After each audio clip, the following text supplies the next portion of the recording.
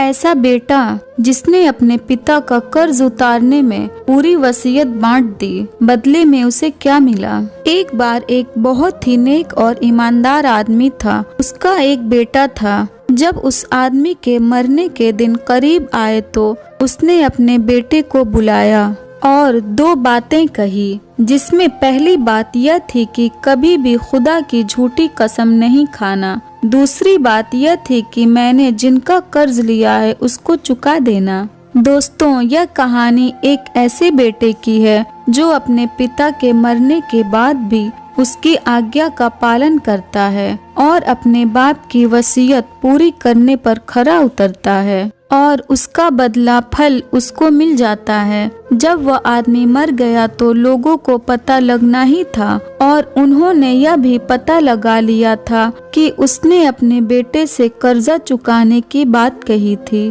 अब सभी लोग इससे फायदा उठाना चाहते थे। जब लोगों ने यह सुना तो बहुत सारे लोग उसके बेटे के पास आए और कहने लगे कि तेरे पिताजी के ऊपर हमारा इतना कर्ज है। लोगों का यह हाल हो गया कि एक एक आदमी आता था और कहता था कि तेरे बाप के लिए मैंने इतना धन दिया था और मुझे इतना ही चाहिए। बहुत से लोग झूठा दावा करते कि मेरा भी कर्ज है, मुझे भी दे दो। वह उनको उतना ही धन दे देता। ऐसे ही कुछ दिन तक चलता रहा, यहाँ तक कि उसका सारा धन अपने पिताजी के ऋण में चुकाने में चला गया और वह बेचारा गरीब हो गया। जब उसके पास कुछ भी नहीं बचा तो वह अपनी पत्नी और बच्चों को लेकर निकल खड़ा हुआ और समुद्र में नाव पर सवार हो गया। अब वह करता भी क्या, यही उसके पास एक रास्ता बचा था। उस पर लोग जुल्म कर रहे थे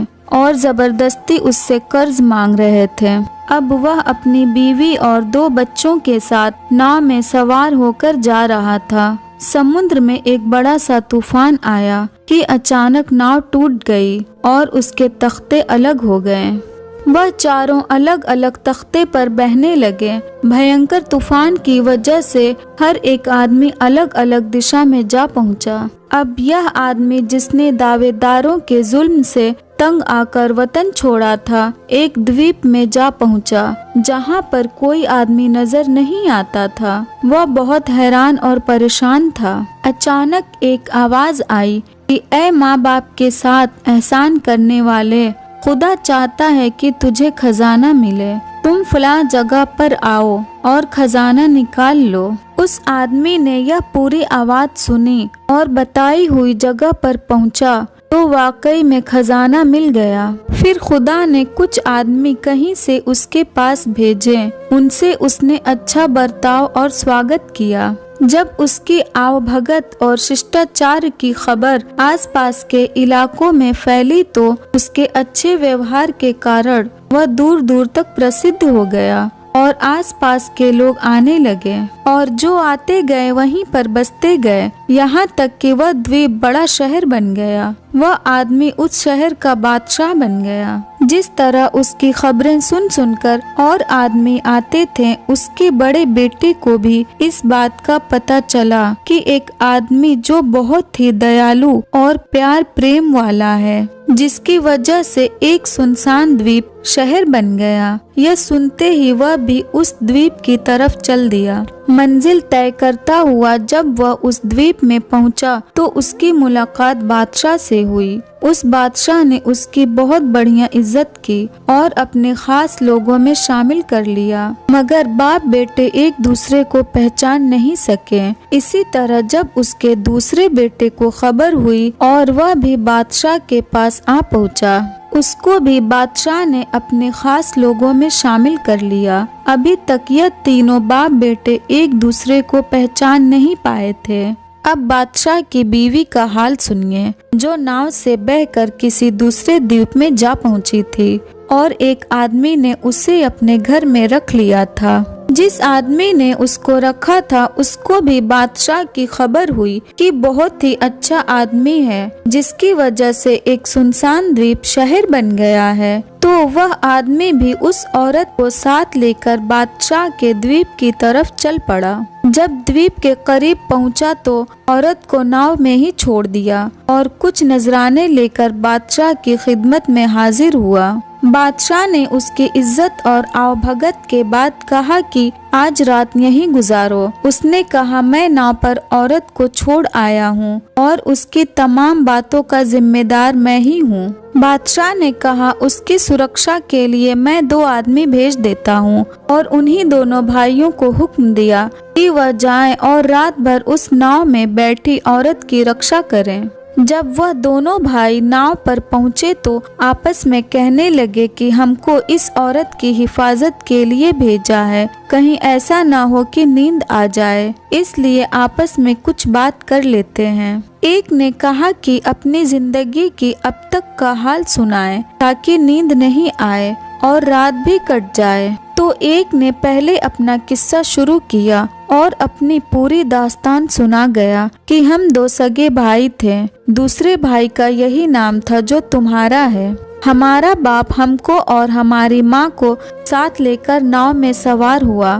खुदा की कुदरत, नाव टूट गई और हम सब बिखर गए। खुदा जाने कौन कहाँ कहाँ पहुँचा। जब यह किस्सा दूसरे ने सुना तो पूछा कि तुम्हारे बाप का क्या नाम है। उसने अपने बाप का नाम बता दिया। फिर पूछा, तुम्हारी माँ का क्या नाम है।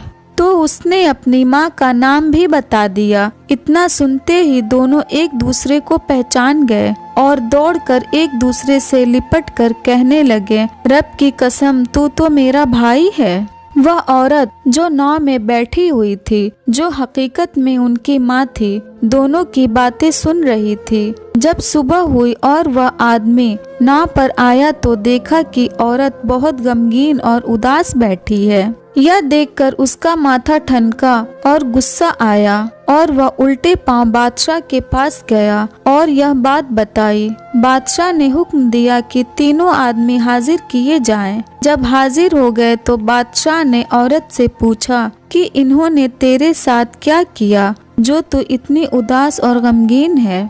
वह औरत बोली कि ऐ बादशाह, इनको हुक्म दे कि यह अपना रात का किस्सा दोहराएं। बादशाह ने हुक्म दिया। जब उन्होंने अपना किस्सा सुनाया तो बादशाह भी उनको पहचान गया। बादशाह ने तख्त से दौड़कर उनको अपने सीने से चिपका लिया और कहा, कसम अल्लाह की, तुम मेरे बेटे हो। उधर वह औरत भी बेचैन हो गई और तड़प कर बोली, कसम अल्लाह की, मैं इनकी माँ हूँ। अब वह चारों मिलकर बहुत खुश थे। दोस्तों, यह कहानी थी एक होनहार बेटे की जिसने अपने बाप की वसीयत को पूरा किया और उसका फल इनाम उसको प्राप्त हो गया।